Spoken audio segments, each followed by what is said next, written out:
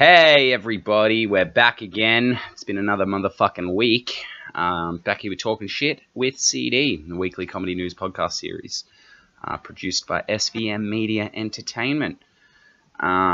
This is my first solo show, guys, so it's just fucking me, so strap yourselves in, because it's gonna be the ride of your lives.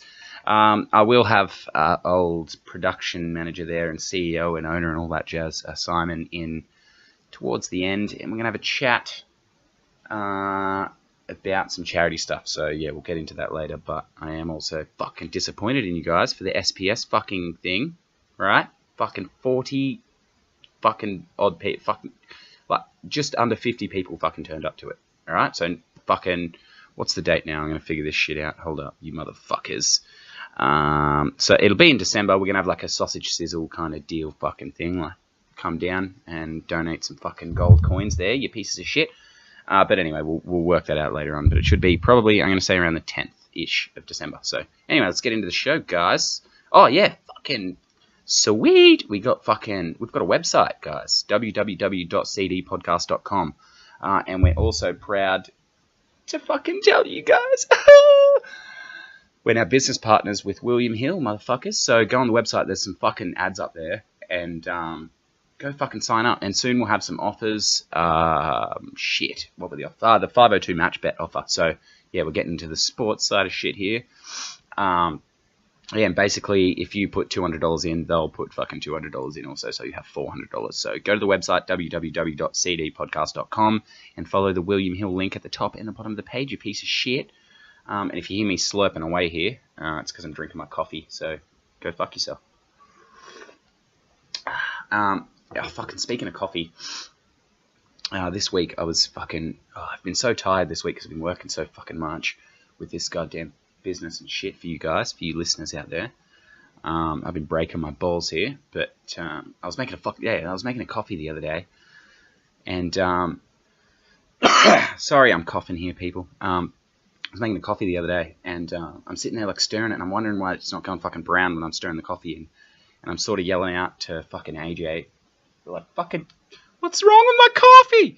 And it turns out I had no fucking coffee in there. I was just mixing together fucking sugar and fucking hot water. So that's how much of a fucking idiot I am. Speaking of coffee, actually, we'll move on to our first story here. So see that fucking segue there? Actually, speaking of segues, we've got some funny segue story later. But we'll talk about this. I'm sure you guys have heard of the park bench espresso fucking bullshit here. Yeah, so I'd love to hear what you guys think as well. So go to www.cdpodcast.com. And there's an email address on there, cdpodcast@gmail.com. So, yeah, go tell us what you guys think. And at CEEDEE on Twitter. We've got a Facebook page, all that shit. Go like it. There's links everywhere, so get on there. Anyway, so the Park Bench Espresso story goes, a woman was changing her baby on a fucking cafe table. Yeah, she was at, so a woman was changing her baby's nasty nappy on the cafe table, and she got all pissy when the waitresses were giving her the old fucking stink eye. Pretty much just giving her fucking dirty looks, because she's, well, obviously in the fucking wrong, changing a shitty ass nappy, on the fucking table there, in front of fucking everybody. And so sort of on her way out, she's gone, to the fucking manager dude, and just gone, have you got a problem with me, my baby being here? And he was like, no, I fucking don't, but my customers have a fucking problem. Like, he knew she was being a bitch, and she was being a bitch. Just for no fucking reason, just because everyone was being shitty about her fucking changing that dirty fucking nappy. And he said, no, it's just an inappropriate place for you to change your baby, which is 100% fucking true, because that's fucking disgusting. She's putting fecal turds on the same fucking table people are having their fucking banana bread. Like, people are eating off that shit, drinking their coffee and shit. It's like, people go to coffee shops fucking God knows how early in the fucking morning, what they open at like fucking 6 o'clock. And fucking she's there. Like, I don't care who you are. If there's not a fucking toilet there, you change your baby somewhere else. Like, the shit's not going anywhere, it's in the ass. And so many people have been fucking backing her. A lot of people have been backing the cafe. But either way, she went online and fucking blasted this dude and his fucking cafe, or chick, I don't know. I think it's a dude. And blasted them online anyway about fucking how apparently rude they were and how he had apparently asked her to leave. And he fucking quoted on it and said, no, I fucking didn't. And all the customers around her were like, no, that didn't fucking happen. So go fucking www.cdpodcast.com and let me know what you guys fucking think. But I can tell you what I think, and I think that's fucking disgusting. People are eating their food off that table. Like, Jesus, bitch. This is not... it's not a fucking news story, I tell you that. Yeah, the place is called Park Bench Espresso, so I suppose we'll fucking hit them up. Go down to old Park Bench Espresso. Imagine it's in fucking New York. New York. Yeah, but she was definitely in the wrong. I mean, I like that she went to the fucking manager afterwards and was like, "You got a problem with me and my baby?" And he was like, "No, I fucking don't. I don't have a problem with you at all. My fucking customers have come up to me and made several complaints." Because, yeah, that's how she found out. Actually, sorry, I missed that bit. Was that fucking... Yeah, the customers had gone up to him personally and gone, "You going to fucking stand for this?" And he was like, "Well, fuck, I'm not going to go over there and go, you can't." Obviously, he should have, but I don't know what he did anyway. But either way, she's kicked up a fucking stink about it. But either way, let me know what you guys fucking think about it. But I think she was definitely in the wrong. And I know there's going to be some motherfuckers out there, she was not in the wrong. But anyway, yeah. I think she was 100% in the wrong. Don't go changing your... There's like 1,000 more fucking appropriate places. I wouldn't care if she was in the fucking middle of the park changing a baby's shitty diaper. Because that's fucking out in the open, right? You're out there in the fucking open. Sorry, I'm fucking messing with my mic here. Yeah, but what a joke. You can't... Yeah, it's not even news, people. So I'm sorry. It's not even news. Anyway, moving on. Yeah, but go www.cdpodcast.com. Let me know what you guys think. So this next topic I've labelled baby deaths, baby deaths, baby deaths. And okay, so this topic is about vaccines. Before you get your fucking panties in a bunch, just listen to this fucking article or news story. Fucking shit, I can't remember. One of the two. Sorry, people. I think it was a fucking news article. No, not a fucking thing. I seen it on the news, alright? Fuck, leave me alone. Anyway, and so every decade, basically, they do this poll for kids' deaths. And they basically record all the causes of deaths for a whole 10 years. And then they tell us mooks what's killing our children. And apparently, according to this poll from 2005 all the way to 2015, so a decade, over a dozen fucking little rascals' deaths, right, could have been fucking prevented with vaccines. Ooh, there it is. And the reason they fucking died is from dumb shit like meningococcal and the fucking flu. Shit that's stupid fucking illnesses that could have been prevented if you just gave your kids the old autism jab. No, but on that note, your fucking children don't get autism from vaccinations, by the way. That is 100% fucking false. They've found more fucking links between hay fever allergies in utero given you fucking autism than they have fucking vaccines. I can tell you there's fucking 12 kids out there that fucking... Well, no, there's 12 less fucking kids out there that if fucking only some dumb shit parents got off their fat, lazy asses, got down to the fucking vaccination place. Oh, man. But yeah, if you're not getting your fucking kid the jab because you're scared of autism, you're a bad parent and you should feel bad. And that's my perspective, not the perspective of fuck. That's all right. That is not the view of SBM Media Entertainment or any of our affiliates, e.g. William Hill. But I think, in my personal opinion, all right, imagine you're dying of cancer and some motherfucker cures it, right? Well, depriving your kid of vaccines that could prevent their fucking death is like someone taking away your cancer cure. So don't be a fucking asshole and go and get your fucking kids vaccinated. Jesus! I shouldn't have to say this. I shouldn't have to have a fucking news segment saying this shit. You should just be getting your goddamn kids vaccinated. Like, I'm sorry. Meningococcal, either way, this is absolutely fucked up. It's like, would you rather your kid be autistic or have meningococcal? Go fuck yourself, you dumb fucking dipshits. Jesus. Oh, this gets me heated, people. I'm fiery. I'm fiery over here. I'm also dying. I'm sorry, people. I've been traveling around a lot lately for the business. For you fucking schmucks. You fucking putzers. Yeah, but pretty much, in my perspective, if you're not getting your fucking kids vaccinated, take the fucking kids away. Now they're saying as well, actually, yeah, fuck, I seen this morning, fucking, they're going to stop letting high school kids go to school if they don't have the vaccinations as well. So, fucking, it's not just going to be kids anymore, because apparently fucking this vaccination shit is fucking, it's a joke, I tell you.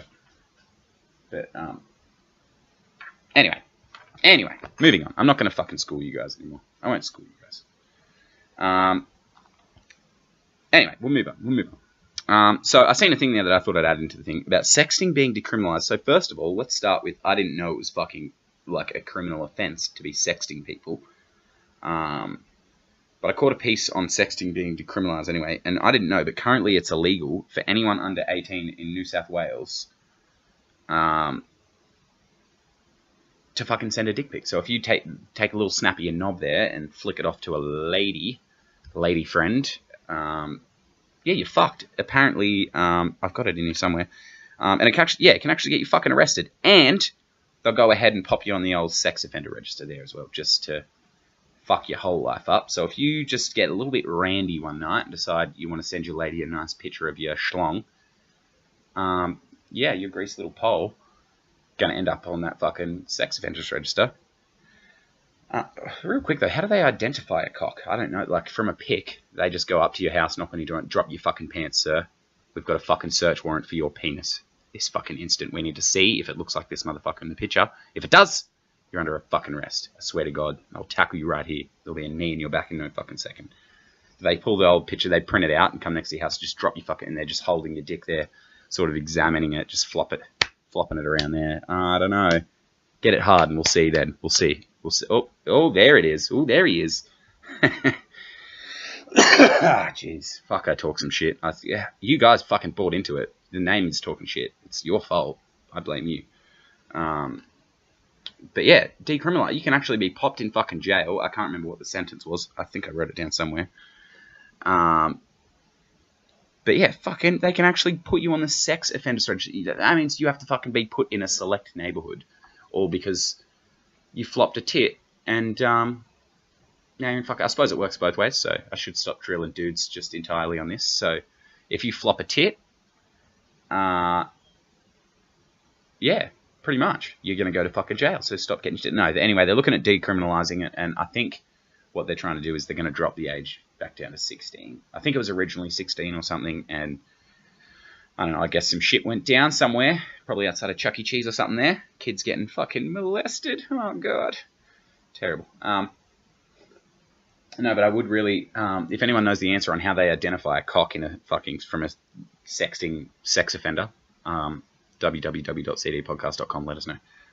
Because in my head, it's an officer pulling down someone's pants and flipping around his frankenbeans for a little bit to sort of try and cross-examine the picture in his cock and see if they can maybe fucking book him on that. But hey, we'll see. You let me know. I told you I'm an idiot, so you guys will be educating me more than I'll be educating you.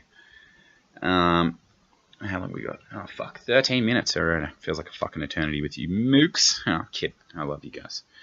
Alright, we're moving on.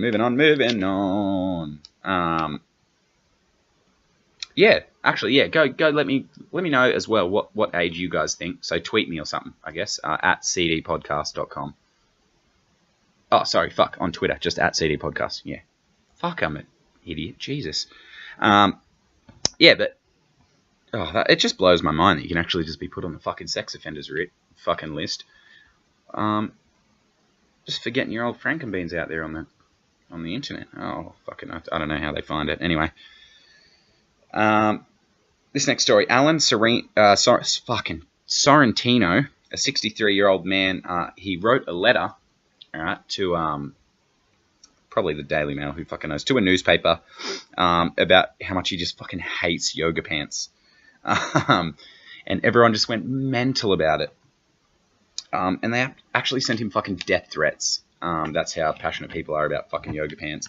But fucking trust that. They get one little fucking person offend someone, and all these fuckwits got to rally everybody together and fight the fucking cause. And there's no fucking cause behind yoga pants. And this is what shits me, is fucking 50 odd people turned up to the fucking Stiff Person Syndrome medicinal marijuana fucking expo thingy there at Wollongong Uni.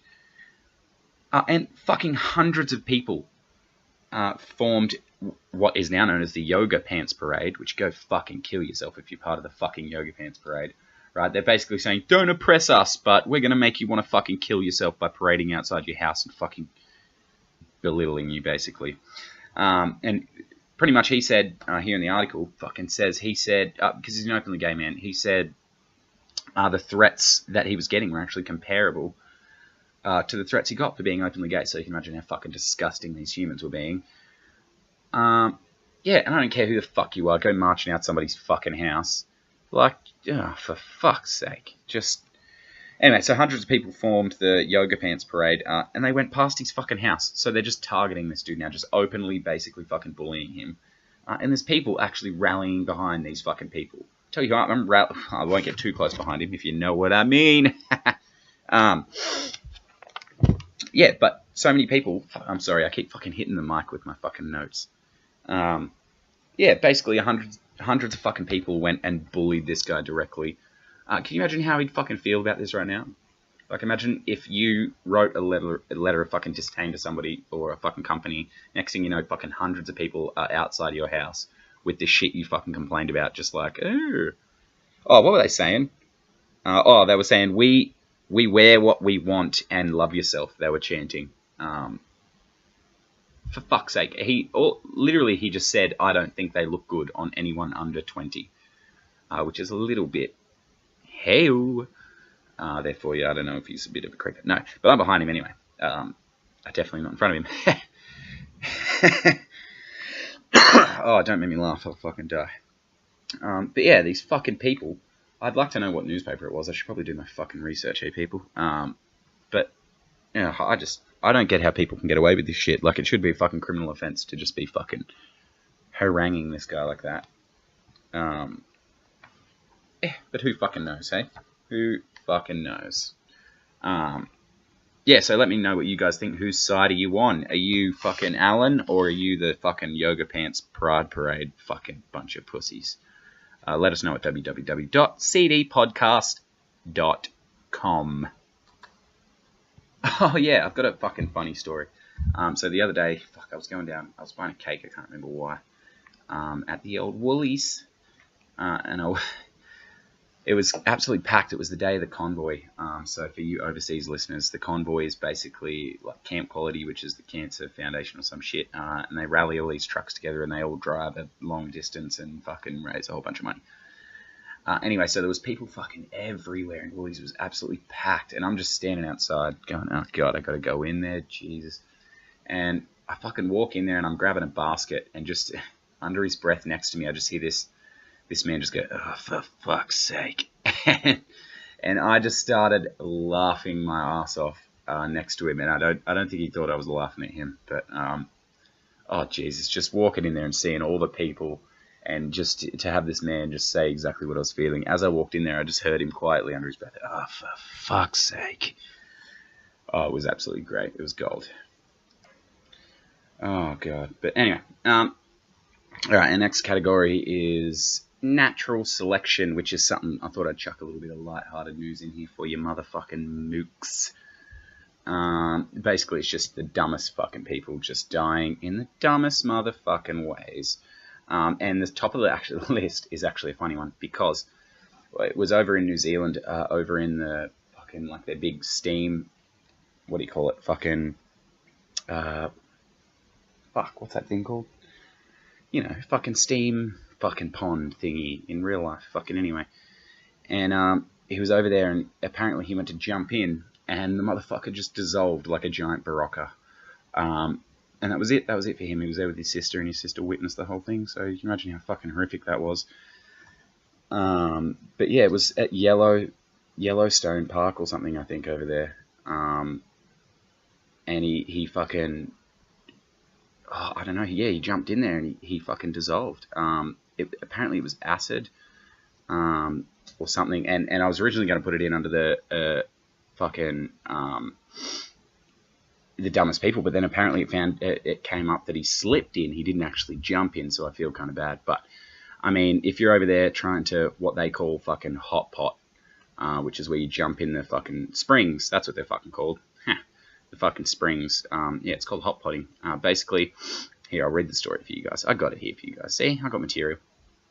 No, I did have a big read sheet for my fucking news stories, but I'm doing this from a hotel, so you guys will have to forgive me. because I don't have my fucking sheet with me. So I'm sort of having to wing it a bit here. Yeah, but I'm up trying to organise some fucking shows up in Sydney. But yeah, so if I sound a little bit unprepared, fucking forgive me. But anyway, so yeah, I'm up the Amore. Fuck, I don't know what it is up in Sydney. Here in Sydney, fucking. Anyway, so a man died at Yellowstone National Park back in June.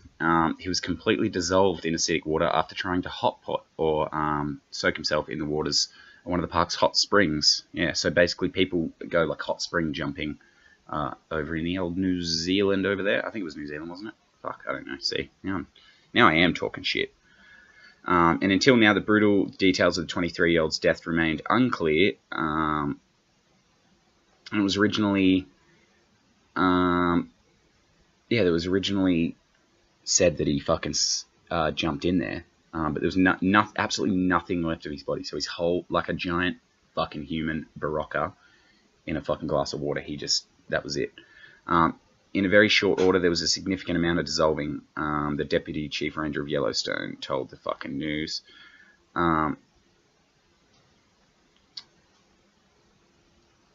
So the investigation revealed that Colin and his sister Sable Scott were looking for a place to hot pot in the streaming waters, which is actually explicitly forgiven. So I don't know if I feel bad for him yet. As he bent down, he slipped and fell into the pool. So if you were already fucking there hot potting, it's your own goddamn fault for falling in there. So you remain on the natural selection fucking list there, buddy. And it says here, at least 22 people are known to have died from the fucking jumping into the hot spring. Yeah, fuck. Oh, out of the what? Fucking video, did they say? Oh, shit, I think there's a video of this shit. Oh, jeez. At least 22 people are known to have died from hot spring-related injuries in and around Yellowstone National Park in the last 100 years. So, there's a little tip for you fucking motherfuckers. Don't hot pot, because you'll melt like a fucking Easter egg. Water's apparently so dangerous because it's set on top of a geologically active supervolcano with magma bubbling below the surface and heating up a range of geysers and the hot springs in the area. So, tip 1, don't fucking hot pot. Tip 2, there is no tip 2. Just don't fucking hot pot because you'll melt. Alright? So there's my little fucking fun fact. Alright, number 2 was actually a new one I found. It's actually the owner of one of the Segway companies over in America. And he got in basically a horrible accident. But he sort of released these fucking Segways that had like the 4-wheel drive capacity, that had the big wheels, mud guards, and sort of like suspension or something and all that shit. So he's a British businessman who bought the Segway company less than a year ago, died. Died after riding one of the scooters off a cliff and into his river near his Yorkshire estate. So, money can buy you Segways, it can buy you many beautiful women, but it can't buy you a fucking Segway that won't fucking drive you off a cliff. Jim Hiddleston, known locally as Jimmy, old Jimmy boy, acquired the Segway company from its US inventor Dean Kamen in December 2009. According to the British media, Heselden 62 plunged into the River Wharfe while riding a rugged country version of the two-wheeled transporter. So basically, he was just out and about, and his fucking scooter threw him off a cliff. So if that's not natural selection, guys, I don't know what the fuck is. Because that scooter sort of, I don't know, maybe it looked at our overpopulation issue and thought, no, I'm throwing this cunt right off a fucking cliff. No offense to your family there, old Jimmy. Police were called at 11:40 a.m. So it was in the daytime, so he's just woken up in the morning, going for a morning old scooter ride, never came the fuck home. Yesterday, reports of a man in the River Wharfe apparently having fallen from the cliffs above, and a Segway was recovered. At this time, we did not believe the death to be suspicious. I bet his fucking wife was out there, shoved him off the fucking cliff, or just did a big jerk on the old handles there of the fucking Segway and launched him off into the river there. It's a little bit weird that he acquired a fucking Segway company and then mysteriously flies off a cliff. He was worth, here you go, he was worth around $265 million and ranked the 365. He was ranked 365th on the Sunday Times Rich list. Yes, coincidence? I think not. Eh? It was with great sadness that we have to confirm Jimmy Hesselden has died in a tragic accident near his home in West Yorkshire. So that was what it said on the old newspapers. And you should see this guy's just an old bloke with white hair. Looks kind of like Top Gun standing next to a jet. Because he needs more fucking jets. Fuck me. No, anyway.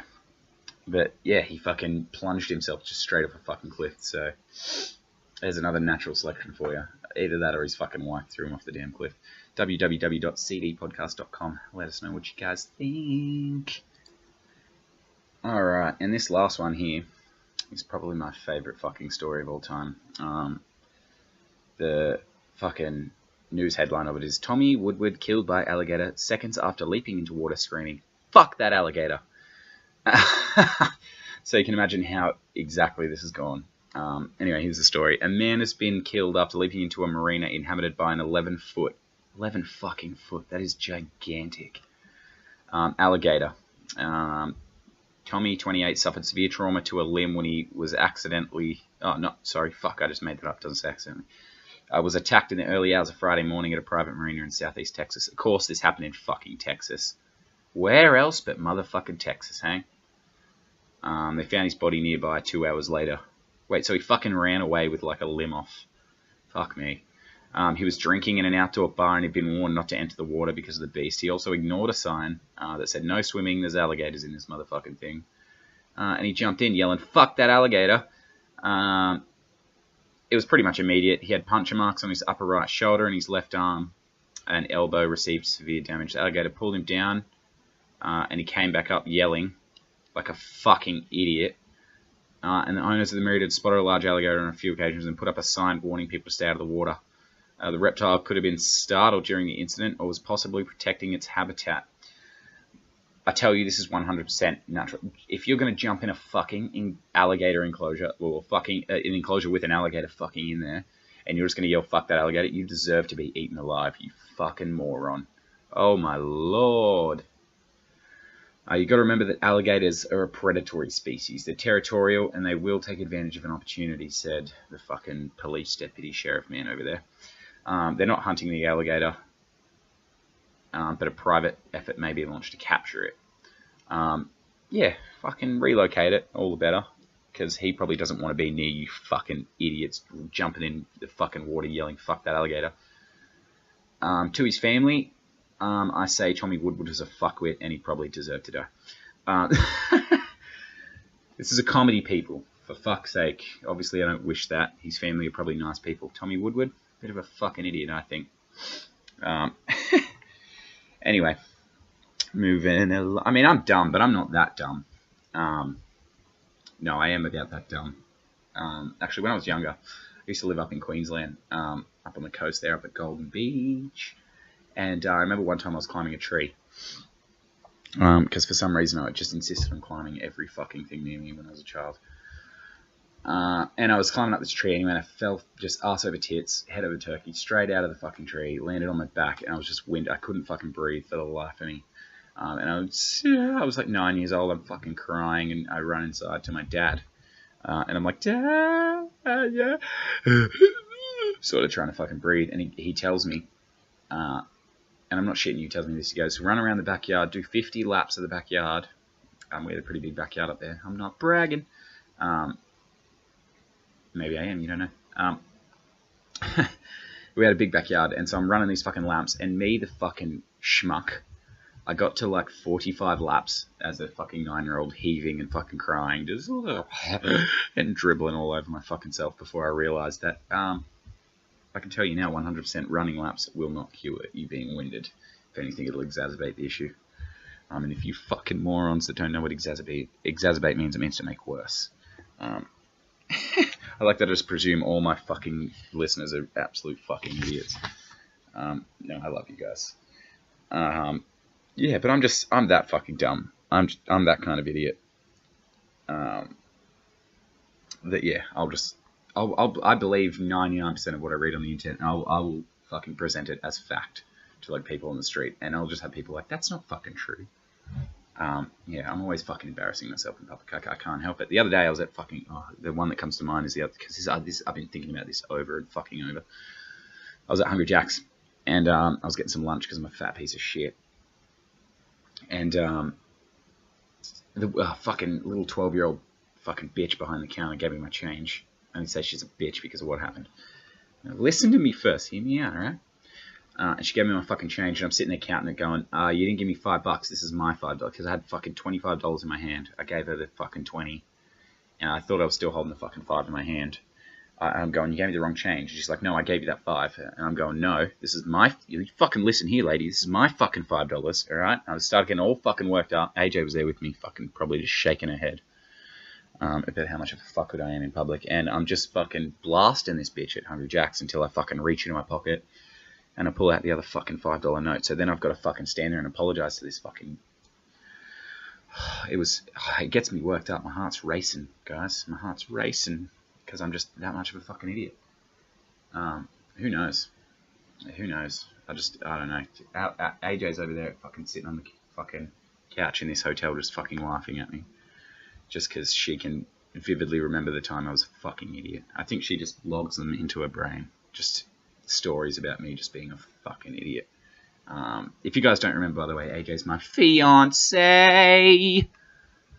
And she comes everywhere with me. So I'm trying to get some shows up here in Sydney. That's why I'm at the Amore. They're a good hotel up here. Get this right. They fucking upgraded me. Rooms. I originally, I don't know. I think it was just a standard room, but they're fucking, it's like a 5-star fucking hotel. So, or 6-star, sorry, I don't know.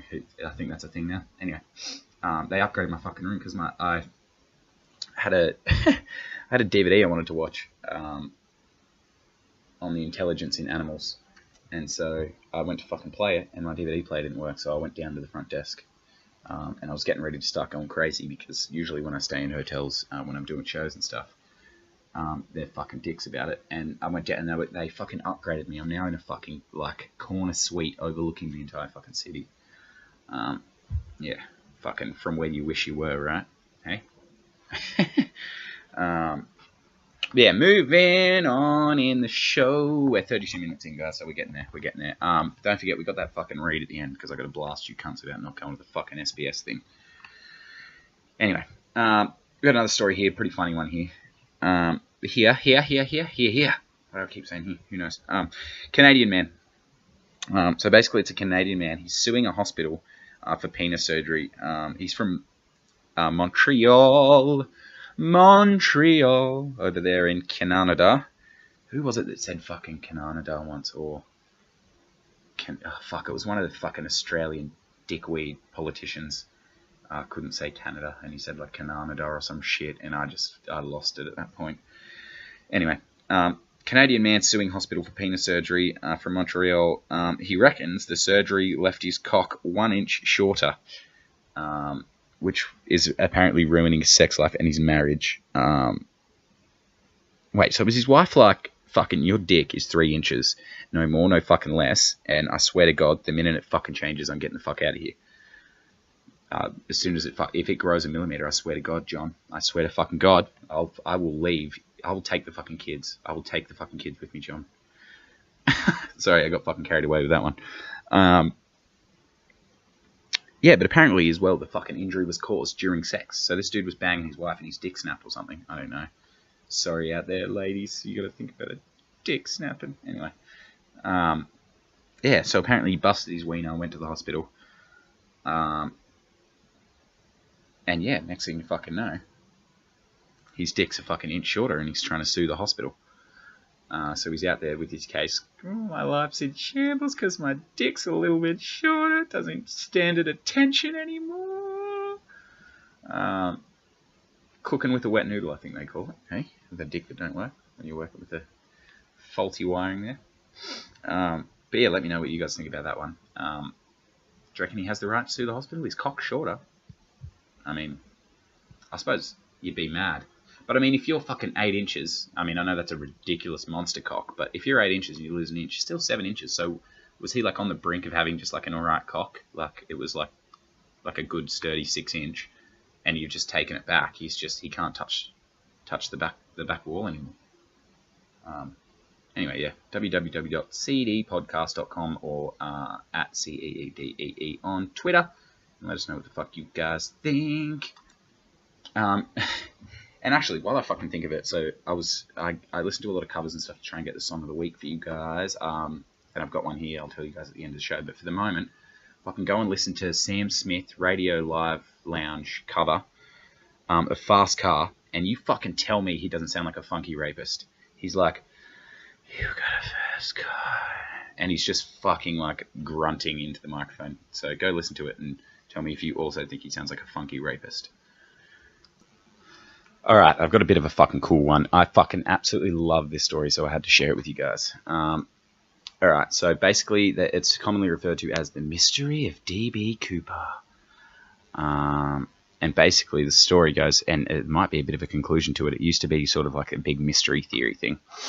But basically, so what's happened is... investigators said a mystery hijacker, he went by the name of Dan Cooper, also known as DB Cooper. He got on a Northwest flight in Portland for a flight to Seattle on the night of November 24th, 1971. And he basically commandeered the fucking plane. He said he had dynamite on him, so he was like, everybody on this fucking plane better do what I say. He wasn't like getting up like they do nowadays, making a big fucking show about it. He was just there, just going, fucking give me some money, or this. He sat down. Okay, anyway, I'll tell you guys a story. So in Seattle, he demanded and got $200,000 and 4 parachutes, and he demanded to be flown to Mexico. And somewhere over southwest Washington, he jumped out of the fucking plane with 2 of the chutes, and he was never seen from or heard of again. So how fucking crazy is that? The FBI announced today that there's a new suspect in the case, because what he actually did was he jumped on the plane, just like everyone else. He sat down. He was in a full fucking suit and everything. He jumped down. He jumped in the plane, sorry, just sat down in his seat, just like everybody else. He ordered a whiskey and lit a cigarette, and when the whiskey came back, and he took the whiskey off the fucking flight attendant, that's when he was like, look, I've got dynamite in this fucking thing here. You're going to want to get me fucking $200,000 and fly this motherfucker to Mexico, or you're all going to die. And basically what happened was he fucking... finished his whiskey, finished his cigarette, put it out in the ashtray, because back then they could fucking smoke on planes. Put it in the ashtray. The pilot seen the fucking, the wheels, where the wheels go down. The fucking door thing there, because he's a little thing on his dashboard. The light came on that it opened, and that was it. That was the last they fucking heard of him. Just jumped straight out of the fucking plane. That was it. Just gone. Like a James Bond-ass motherfucker. He just robbed the hell out of this plane and just left. And anyway, so this new news, is the FBI has revealed that it believes it has that America's most elusive fugitive finally in its sights 40 years after the famed hijacker disappeared when he jumped out of the plane over Washington.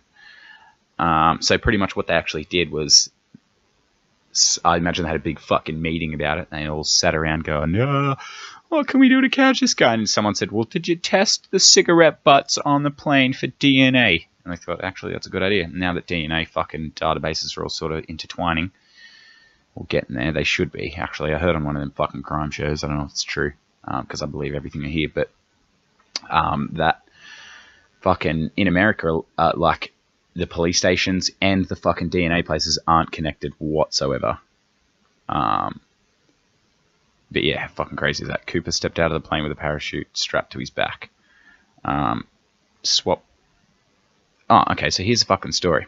Alright, we've got a bit. The mysterious hijacking intrigued federal agents and amateur sleuths since it took place in November. A man calling himself Dan Cooper boarded the Northwest flight after buying a $20 one-way ticket to Seattle.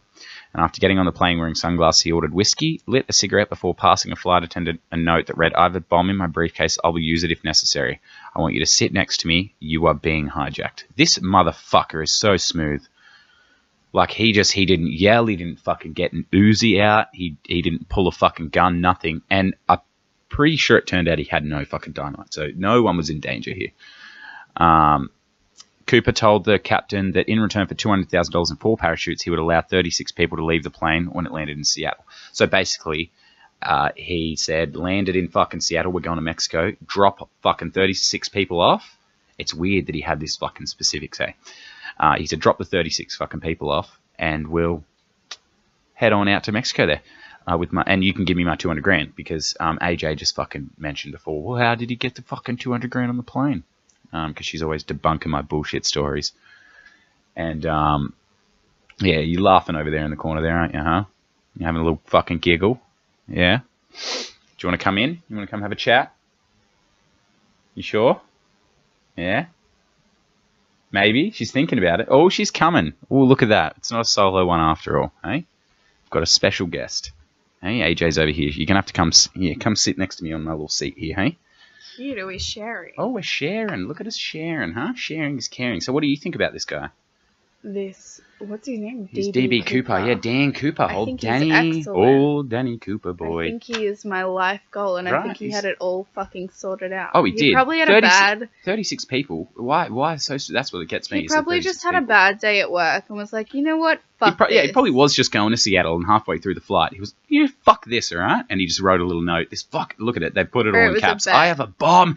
And like he was yelling it. He wasn't. He passed her a fucking note. How smooth is that? I will use it if necessary. I want you to sit next to me. You are being hijacked. He said that. He wrote that in a note to the fucking flight attendant. Yeah, like calmly. You're being hijacked. Give me fucking money. 3 packets of ransom money totaling 5,000 were found. Oh, so we lost a little bit on the way down there. Oh, well. That's all right. Fucking 5,800 of 200 grand. He's still life goals. Right? Cooper told the captain that in return for... Oh, yeah. So the FBI agreed to swap, and the plane took off again under Cooper's orders to fly towards Mexico at an altitude of under 10,000 feet. I wonder why that is. Lord. Maybe something goes on over 10,000 feet or something. Because I don't think they can shoot him out of the sky at 10,000 feet or something, because maybe it'll kill too many. Oh, who fucking knows? I think you made that up. Somewhere over the... I did just make that up right now. 100%. Yeah, you guys should know I make up about 99% of my fucking news stories. Somewhere over the lower Cascade Mountains in southwest Washington, Cooper stepped out of the plane with a parachute strapped to his back. This fucking guy. Several people... Yeah. A legend. He got on the plane with sunnies on. With fucking sunnies on. He paid for a $20 flight, one-way ticket to Seattle. I reckon he was just halfway to Seattle and thought, I'm not going to fucking Seattle. I think he was sitting there watching, like, Law and Order one time. Or, like, not Law and Order. Like, a crazy show. Yeah, watching James Bond. I could be this fucking guy. I could do this. And he'd whacked his suit, his sunnies on. He got on the plane and thought... His wife, probably shitty wife and his shitty home and his shitty job. They were like, you couldn't do anything like that. You'll never amount to anything. Yeah. And then he was like, you know what? Fuck you. Yeah, but that's back when he used to just... You'd put 6 knuckles to your wife's face for not putting the towel straight. They think he was a Vietnam War veteran by the name of Richard McCoy. Richie McCoy. An experienced Dick McCoy. parachutist. Oi, what the fuck? Well, obviously he was experienced. He didn't just fucking jump out of there. Who staged a similar hijacking several months later. But he ordered 4 parachutes, and he jumped out with 2. Oh, in case they were like, cut the strings. Cut the fucking... and they just cut his strings, and he just fucking falls out of the plane like a ragdoll. Here we go. But so many believe that Cooper was Richard McCoy, as AJ said, a Vietnam War veteran, experienced parachutist, and BYU political science student who staged a similar hijacking several months later. So he did it fucking... He's just traveling the country... calmly fucking robbing the cunts. But the FBI has said that McCoy, who was killed in a shootout with law enforcement officers at a prison break-in, simply didn't fit the description of Cooper provided by 2 flight attendants. Damn. I bet the flight attendants are giving false fucking things because they've probably got his number.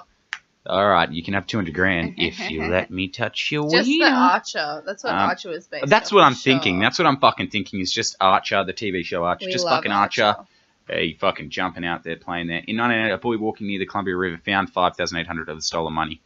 I bet you that was 200 grand there, and he just fucking... Oh, there was only 5,800. I'm not sure where the rest goes. Why do my pockets look like this? Don't fucking ask questions. My pockets look like this all the time. Can I change the subject slightly? Yeah, well, that's all. I think that's almost all my news stories. If you found money on the ground... I'd put it in my fucking pocket and keep on if you found... walking. Wait, say you found, let's say, like... If you're dumb enough to drop money. Say let's $1,000. Yeah. What would you do with it? And there was like people walking by, they saw you pick up, so you'd keep it? For sure I would. See, I'm the kind of person that would keep like 200 and then give it back. Yeah, but see... A girl's gotta eat.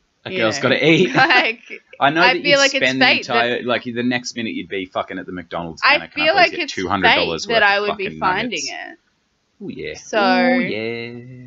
Come on. If yeah, you're I've dumb actually enough to lose your wallet, then you're dumb enough to have someone like me come along and be like, Yeah, exactly. You're dumb. I remember the last time I found money, I was about 10-year-old. I found fucking $10 outside Best and Less.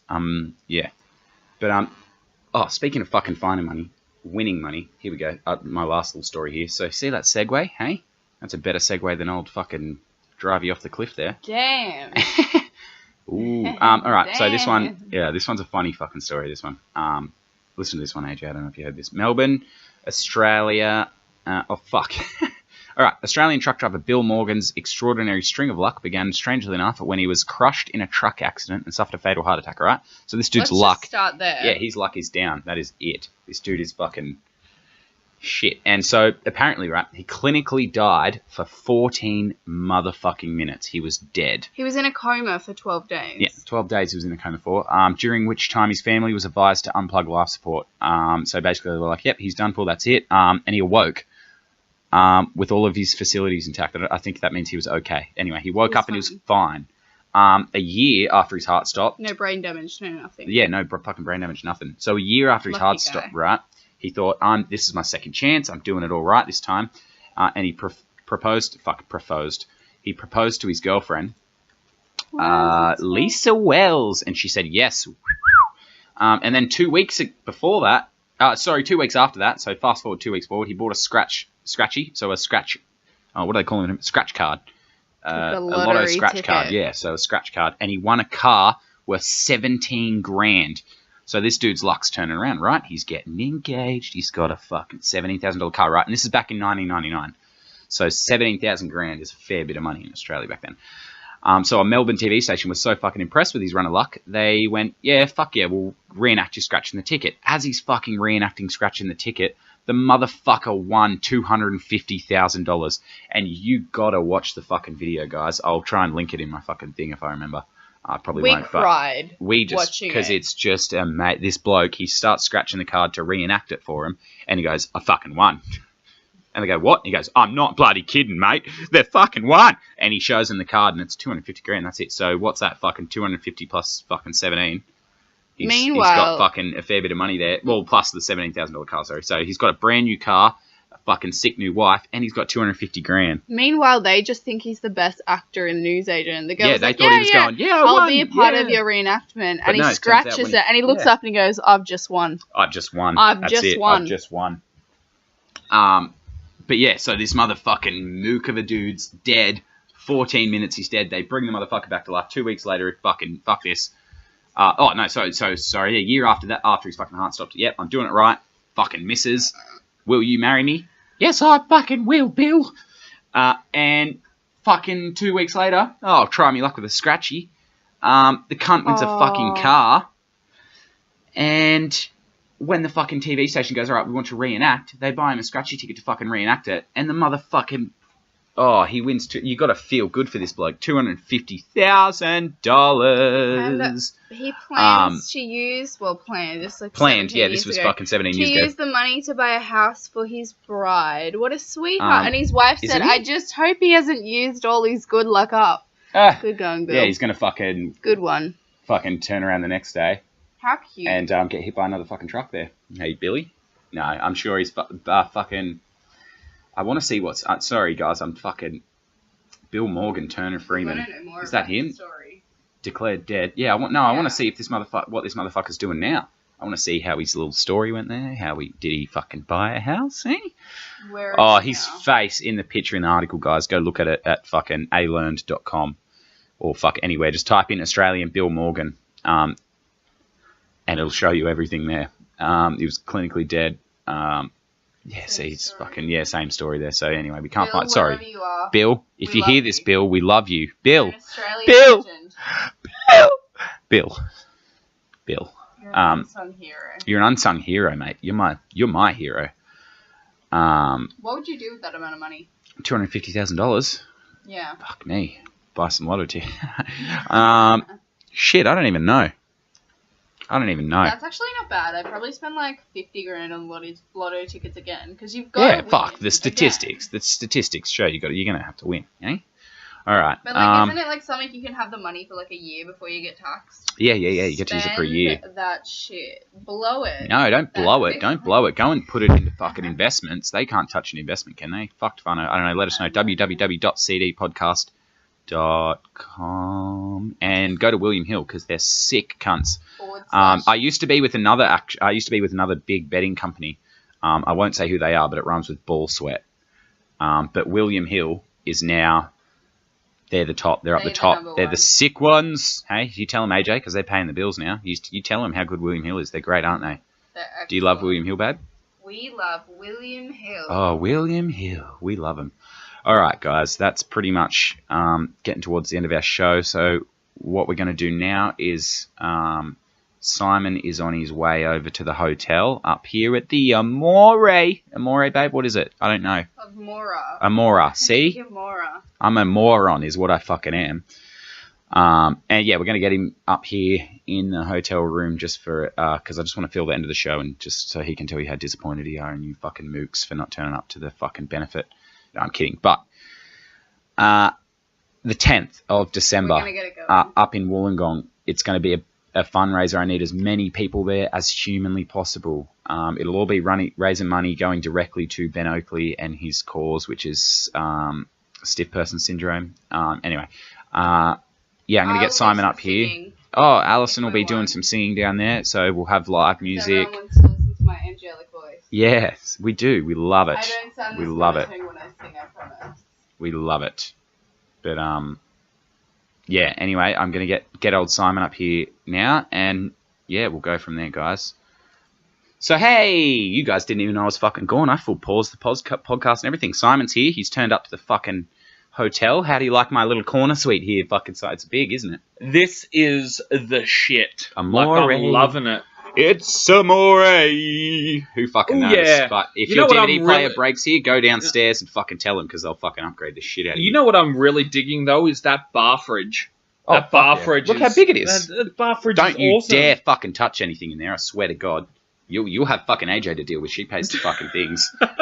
She'll strangle you. I tried to touch a beer before and she said, "Get the fuck out of there." What you doing, fool? Anyway, guess what? I wasn't going to start just yet. I was going to fucking go and grab a drink and shit first, but I thought I'd fucking jump on here because Simon just told me. What phone are you getting there, Simon? I'm planning to get a Galaxy Note 4. Galaxy Note 4. Now, aren't you worried about your house burning down, Simon? Or your car fucking exploding? At least you don't have one of them fucking Ferraris like that bloke who got his fucking car blown up there. Fuck me. No, you know, like I know a couple of people that have got the Note 4 and they've never had any problems with it. It's the Note 7, isn't it? That's blown, yeah, I think yeah, it's the Alright, Note, as long as you get anything or the S7, I think. Yeah. No, it's the fuck it. I don't know. It's like the Maxi 7 or something. Fucked if I know. It's some bullshit. Fucking phone, but who knows? Anyway, I'm sounding real far away, aren't I, guys? Because I pointed the mic at Simon. Anyway, we're here. But yeah, we're gonna do the charity fucking talk here. We're gonna have a bit of as opposed to just doing sort of a read and preaching to you cunts. We're just gonna have a bit of a chat. Yeah. All right. So the other day there was the fucking SPS event. What's it called? A Life of Its Own, isn't it? Yeah. A Life of Its Own. Yeah, it was a feature film kind of thing. Discussing, sort of the effects of medicinal marijuana, the pros, cons, and all that jazz. And Simon attended, and I'm disappointed in you cheeky cunts because only fucking 40-odd people went. So what we're actually doing is to make up for the people that didn't fucking go. No, it's alright. I understand some people may have had prior obligations, but there are people out there with fucking rare diseases that do need help. So yeah. I'm fucking lending a hand here over there. And yeah, what I'm going to do is on the 10th of December, there's going to be a barbecue at Wollongong Beach. And we're just going to sort of cook up some sausages and just cans of drink and stuff for sale. And pretty much there'll just be a bucket there. You guys can chuck gold coins in or donations of any fucking caliber. And 100% of the profits will be going to Benjamin Oakley and his cause and shit. Because we understand once you start taking a little profit from a fucking thing, you end up taking a little bit more and a little bit more and a little bit more. until you got 12 jets in your fucking backyard and you don't need that shit. So 100% of all profits made, that is everything made from this fucking fundraiser, will go to Ben. And we're going to be getting flyers and everything out there. But again, 10th of December. But enough about that. We want to talk about how it went. What did you learn? Tell me, Simon. I want to hear. Sorry again if the fucking recording ends up a bit shit or we sound a bit far away. We've only got the one mic up here in the hotel at the Amora. And sorry, we haven't got AJ here. She went to the pool because there's an indoor pool here on one of the fucking floors. So she's gone down there for a bit of a soak. And I think there's a steam room, so I might go down there later. But as a gym, I need to get in the gym. Yeah, tell us how it went, Simon. How'd it go down there, buddy? Well, even though we got less than 50 people show up, I mean, like, I guess one of the hardest things for me was because I know Ben personally and I know his family and I've known them for like 8 years now. And I know what they've been through. I know what Ben's been through. And I could just tell how disappointed he was. You know, I had a bit of a sideline chat with him, and and we were just sort of talking about how how disappointing the turnout was, and and that's understandable, man. He got out there, fucking marketed the shit out of it. Yeah, and I'm not blaming you guys. I'm not blaming you guys. I'm blaming fucking everybody else. But I mean, I know I've got listeners in fucking USA and Kenya and fucking Scandinavia that can't obviously make it to Wollongong. Yeah. But they're doing their best. They're listening. As long as you guys can fucking talk about the cause, get it out there, roll on Ben Oakley, check it all out on Facebook and shit. Make sure you fucking sort of check it all out anyway. But we won't be calling for fucking legal reasons shit. It's going to sort of be a surprise for old Benjamin. Because, yeah, we're not going to call it Roll On Ben Oakley because that's his foundation. But all of the proceeds from this fucking... We basically want to... I was going to call it the Nothing to Laugh About barbecue, which I don't know if that's coined yet or not, so we'll figure that out. But it's probably going to be called the Nothing to Laugh About barbecue, and just get down there and fucking... all proceeds be going to Ben. Anyway, sorry, I keep cutting you off there, old Simon. So how was it down there? Tell me what you heard. I have to say, like, straight up, watching that film, I thought I knew just a tiny little bit about how much of an untapped asset, marijuana / cannabis is, in the treatment of medicinal ailments. But that film was like 90 minutes that threw slammed my eyes wide open. It's just... This film, obviously, I'm not gonna mention names because I obviously don't want to be disrespectful. But we don't want you motherfucking creepers knocking on motherfuckers' doors. Right? What I want to point out though is this film, it depicted the lives of people that had. They had no other option, and they were sort of like pushed into a corner to make that decision to step between the bounds of legal acquisition of pharmaceuticals to, taking the illegal black market route when it comes to medical marijuana. And you just, like, watching this film, I mean, there was a particular gentleman depicted in the film that, he was diagnosed with bowel cancer in his 20s. And it was just... Either cancer of the pooper, not the good kind of cancer. Well, no cancer is good cancer, but you don't want cancer of the butt. But what was ridiculous, though, is like, Actually, I think my grandmother passed away from bowel cancer. So, there you go. Like, I lost my father to a mix of cancers, but his cancer did start in the endocrine system, so his kidneys, liver, basically everything. Endocrinitis or something. Yeah, so, like... His official diagnosis was metastatic bone disorder, which in medical circles colloquially is known as bony mets. It's where the cancer starts in the endocrine system, so the liver, the kidneys, the heart, any of your vital organs, and that cancer spread to his spinal column and then therefore metastasized in his bone marrow, which unfortunately pushed my father's terminal prognosis to its very end very quickly. Now, and basically, we're not telling you this shit so you can have a little sob story, because it's a fucking sad story, but we want you to see what can happen if you don't support fucking rare diseases. People fucking die, alright? And it's not fucking good if you think that just a couple more people getting down there, a couple more people just fucking dropping $1 here and there, Doesn't matter for what fucking rare disease. If it's fucking supporting it, just get down there. If you're not doing it, you're sitting in your fucking house all day. Just get down there, alright? I know I've got a lot of fucking Illawarrian fans, so fucking get down there, guys. 10th is when we'll be doing it again. So fucking 10th of December 2016. I mean, you heard what Simon said.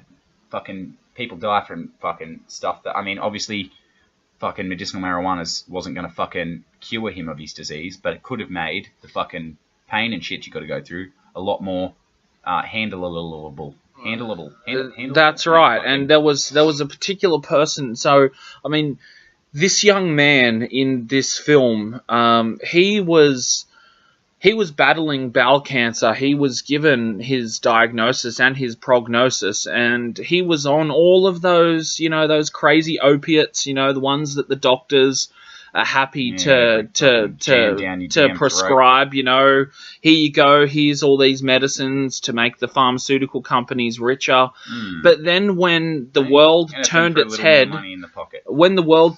head, and realized there is a natural plant that grows out there in the world that can do everything and more to help with the pain and to increase the quality of life of these people, this film showed that this young gentleman was able to live his life, the time that he had left, not pain-free, but, something as simple as this. He spoke about, in his interview, he spoke about the fact that he was going through chemotherapy treatments. Yeah. And he was throwing his guts up after every single chemo session. And this was when he was on all those crazy opiates, the ones that threw him out of his mind, the ones where he couldn't function in the brain, and his life was, he didn't have that quality of life. But then when he discovered medical marijuana, that changed. His father actually said in this film that when my son was introduced to medical marijuana, before then, he could not eat. He wasn't eating. But when he was on the medical marijuana, he had a chemo session. He was not sick after the session because he had taken the marijuana. So he had ingested the marijuana, and he went home that day rather than being hospitalized in an intensive care unit. As you fucking should.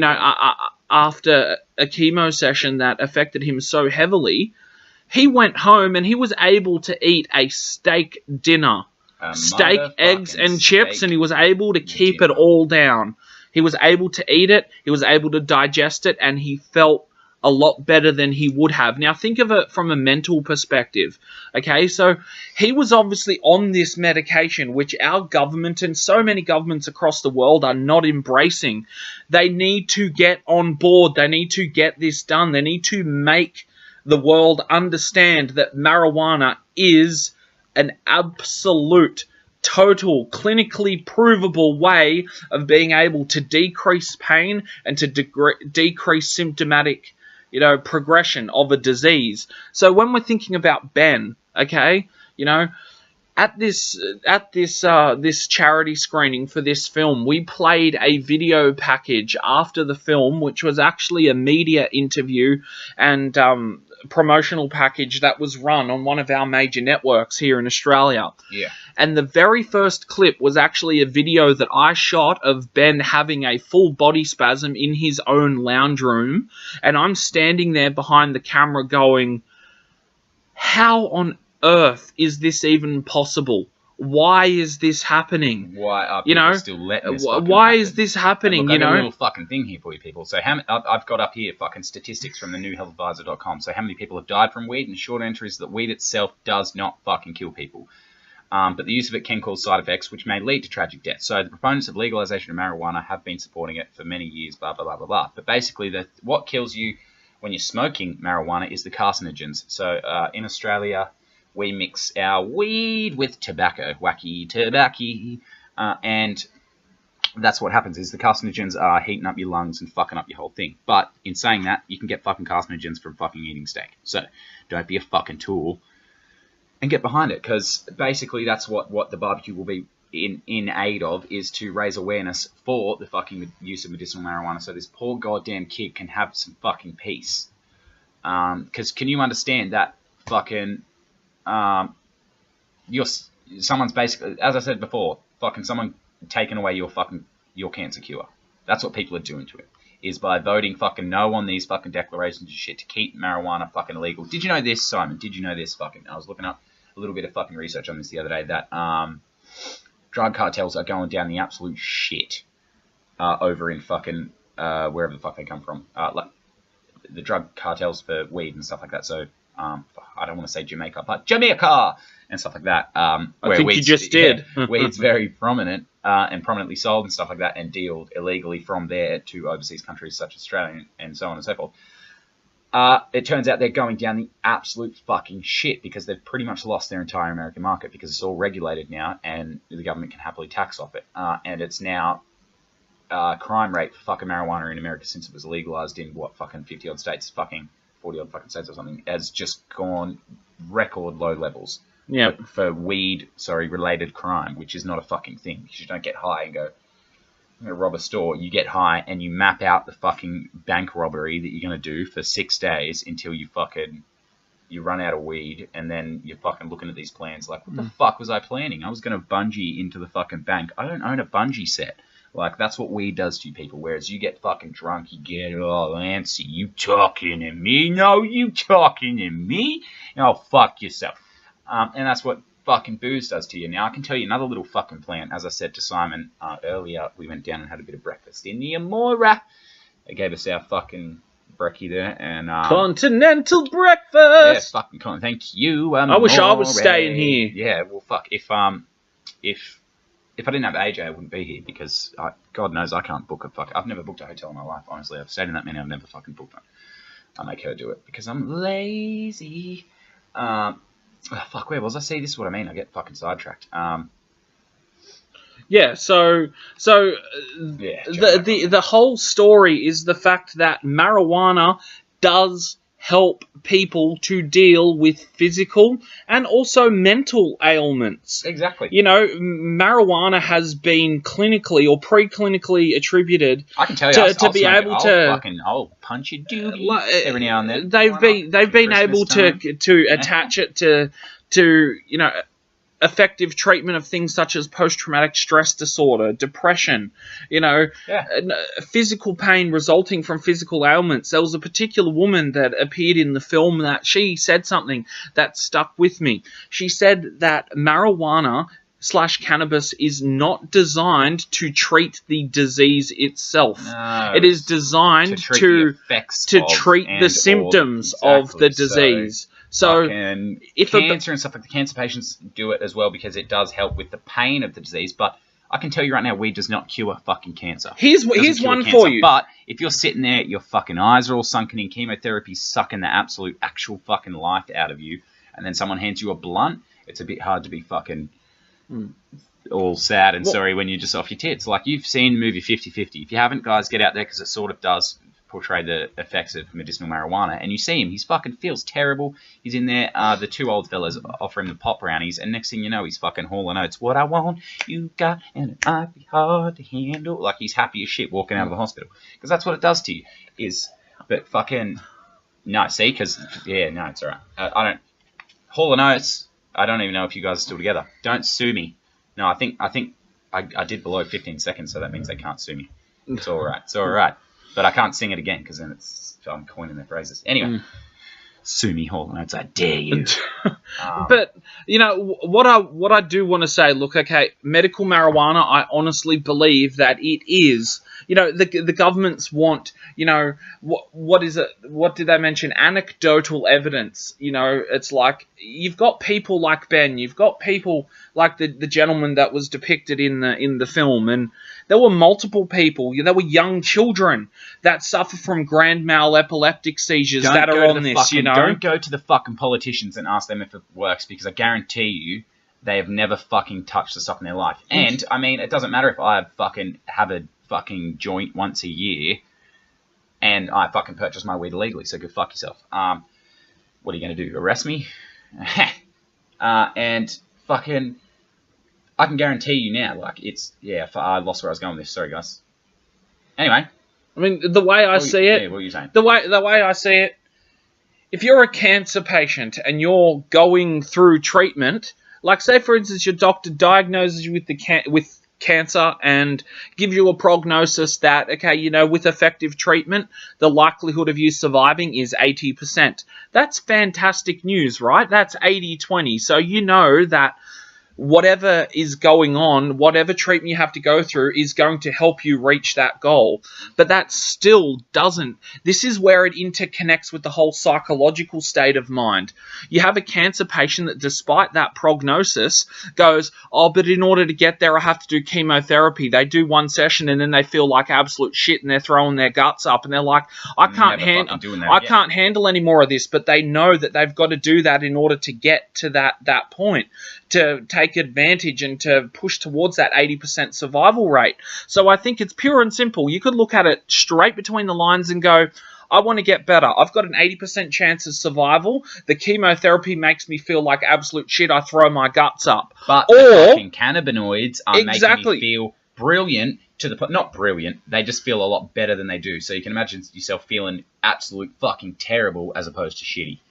And yeah, so... Like, basically, not in not supporting these people, but in these fucking acts continuously being declined, they're basically depriving these poor motherfuckers of medical treatment that would otherwise not cure their disease. But in Ben's instance, it basically...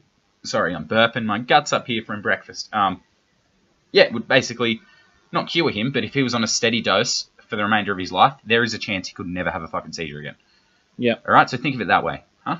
But the way I see it is, you know, based on that example I gave just a moment ago, I think it's really important to realize that if the governments, they clearly know that this is out there, right? And they're depriving people of it because they're not prepared to legalize it. Well, they're prepared to legalize it in inverted commas, but not prepared to put the supply chain behind it. All right, this isn't about the fucking mooks anymore, all right, people? I don't know if you're misconstruing this or something, because I've got a couple of letters about this, but it's not about people being able to go down to their fucking local drugstore and pick up some fucking weed.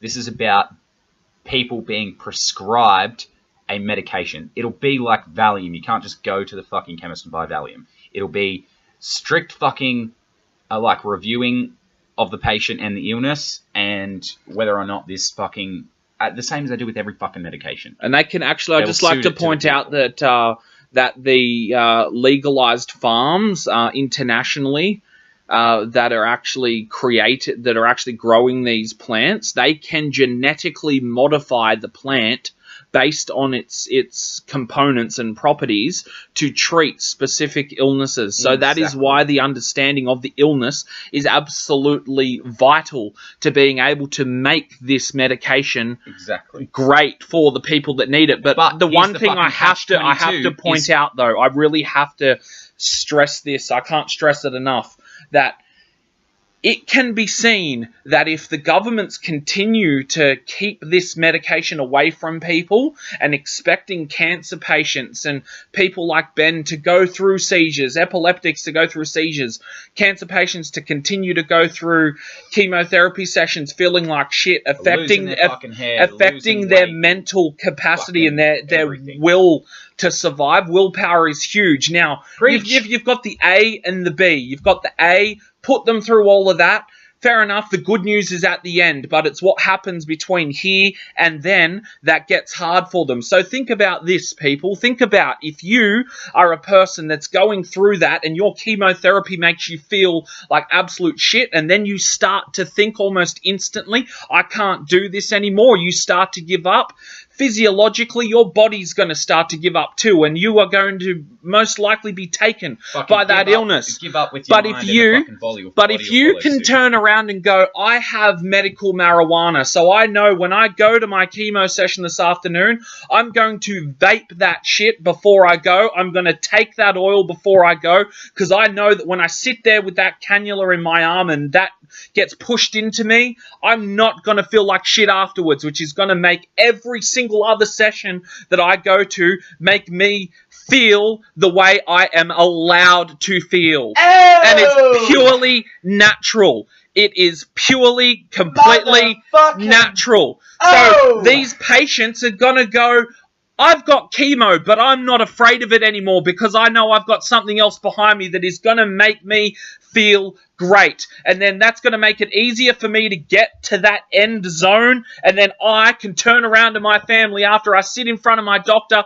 The doctor says, congratulations, you're in remission. It is not going to seem as hard, as difficult, or as fucked up as it would be if that medication did not exist. So that person can then go, you know what, I had that support, and I got that support from my friends, my family, and medical marijuana. God damn, people, that's passion. That's fucking passion. Up, people. Grow a fucking brain. Those that have the control, the power to make this legal, go out there and do it. Get the supplies up and running. Get in contact with the people that know. Look, they talk about street cannabis and the fact that no one knows what's in it. Nobody does know. Nobody knows what's in it. But whatever is in it, okay? Get that stuff, get it into the labs, test it, see how close it is to what is needed to treat these people. If it's outside of the scope, then it's outside of the scope. You look elsewhere. So this isn't a way for people that are out there growing marijuana, selling it to their next door neighbors to make quick coin, because they realistically don't have the skill to know exactly how to genetically engineer this plant to meet the requirements of the vast array of people that need this medication. I'm not saying don't get them involved. I think it's important that they do get involved because they know how to grow it. They know how to cultivate it. But they need to be able to cooperate with the authorities to go, yeah, you know what? This guy's dealt drugs for 10 years, but as by means of amnesty, we'd like to take on board this person's skill and knowledge of growing marijuana, consult with them in our legal processes, and to tell that person, we're going to free you of any criminal wrongdoing if you help us with this. And that person's free to say yay or nay. They can say yes or no at any time they please. But the fact is, it's a natural plant, and it is literally just sitting out there doing nothing, except for people that want to smoke it recreationally. But I'd also want to quickly touch onto that subject too. People don't just wake up one morning and go, I want to smoke marijuana. Look, I'm personally not a smoker myself of marijuana. I don't have anything against it. I'll smoke the shit out of some weed. Give me some weed, I'll smoke it. I don't have anything against the folks that do that. But people need to sit down, and the governments need to sit down and think, why do they do it? Why do people smoke marijuana? Because I can guarantee you that you could go to any person that smokes marijuana recreationally and they've got some reason to do it. Oh yeah, I'm depressed, so when I smoke it, I feel better. That's one. PTSD, depression, that's preclinically proven that it can assist with that. Fucking sucker, so everything. People aren't just waking up going, I'm just going to smoke a doobie for the sake of it. They have a reason. Yeah. And if get up and feel like shit, smoke some weed. Like, yeah, it's if all right. If a person wakes up and smokes weed at 4 o'clock in the morning because they're depressed, think about it this way. If they were given the opportunity to be able to legally obtain that and use that natural non-chemical drug to serve that exact same purpose without any fear of reprisal or imprisonment, what would that do to our drug crime? What would it do? All right, people, we're running out of time here. That's the Prince of motherfucking Passion right there. So as you can see, he's actually... I got a bit heated there. No, that's okay. That's all right. He is. It's a very touchy subject for him, as he is personally connected with Ben. I want these people to have a voice. I want them to be able to live their life. Imagine if you were sitting out there fucking, and you knew that there was a cure out there, or something that could help your fucking severe illness, but you can't fucking get it because for some reason people insist it's criminalized. Anyway, we'll touch base a little bit more on that next show, but this has been Talking Shit with CeeDee. We ran a bit overtime this time, guys. It's fucking hour 20, so hope you can listen to my voice for that long. But we've had Simon up here at the Amora Hotel, being very passionate about old medical marijuana there. So remember, guys, SVM Media Entertainment. Go to www.svmmedia.com.au or hit us up on our website, www.cdpodcast.com. SVMmedia.com, and keep betting with William Hill. Remember, they're the best fucking betting company out there, best punting company out there. There is that other one that's underneath them that rhymes with ball sweat, but we're not going to mention them again, are we? And I just want to point something else out too, folks, that if you're wanting to get in contact with SVM Media Entertainment on Facebook, you can do so, and that's at SVM Media Entertainment on Facebook. So cool. We've actually as well got a tag on our page. It's at CeeDee Podcast, but if you just go to SVM Media Entertainment, you should be able to find us somewhere through their page, I think. We're a friend or something on there, or we're liked, obviously, by a production company, or they wouldn't fucking pay us. So what do you reckon? But now William Hill's paying me, and I've got to mention Clicks Galore. They're another business affiliate of ours. So we've got Clicks Galore and good old William Hill. I always used to bet with that other ball sweat company, the company that rhymes with ball sweat, but now I'm 100% William Hill because these guys will match your fucking bet offer. So if you put up to 502 as well. So if you put fucking $502 in, they'll put $502 in. You'll have $1,004 in total to bet with, and that lasts up for up to 7 days. So you can use it and fucking just go mental with that. Now imagine how much money you could make with $1,000 worth of bets. Anyway, www.cdpodcast.com, at CEEDEE podcast on Twitter, and if you guys want to email us for the show, it's just cdpodcast@gmail.com. Yeah, and I look forward to fucking talking to you mooks again. But yeah, lastly, I guess I'll drop in the 10th of December, guys. Wollongong Beach, be there or be square. It's called Nothing to Laugh About, and it's just going to be in support of what the Prince of Passion over here talked about, just supporting medicinal marijuana and Benjamin with SBS. So this has been Talking Shit with CeeDee, and I'll talk to you fucking mooks next week. Ta-ta.